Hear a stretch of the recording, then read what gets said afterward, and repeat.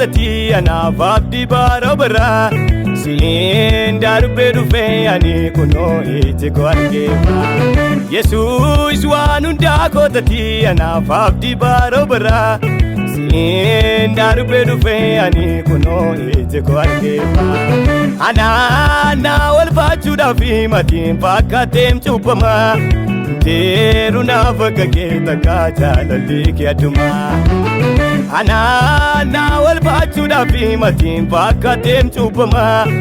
teru na vakake takata lalike aduma birmaduna base digni gelole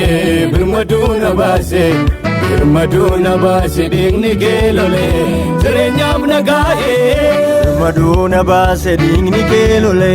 birmaduna base digni gelole serenyam nagae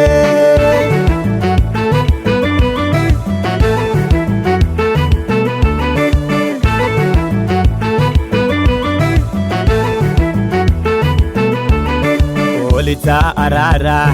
isanaf kalame dati wae ko funduma panuratu mure dua ko fidue ko fasena kote arkasan titire lenta karaniyo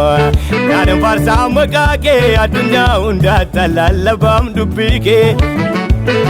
yo mugadin tau atisna irgaduna nakamergage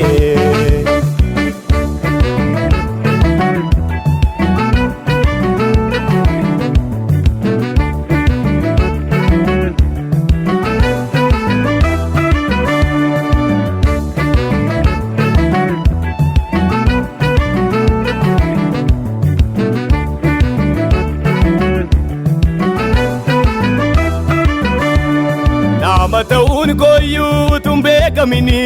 tike narge adan kan nakabe arga gerra mate sorri lupu kote sirka malan nabe mataun koyu tumbe kamini tike narge adan kan nakabe arga gerra mate sorri lupu kote sirka malan nabe Insodati jete nati dubbate tamanis dake rasirra shakkin kabu darbe na dema markamni na batu yomiyon chachabu Insodati jete nati dubbate tamanis dake rasirra shakkin kabu darbe na dema markamni na batu yomiyon chachabu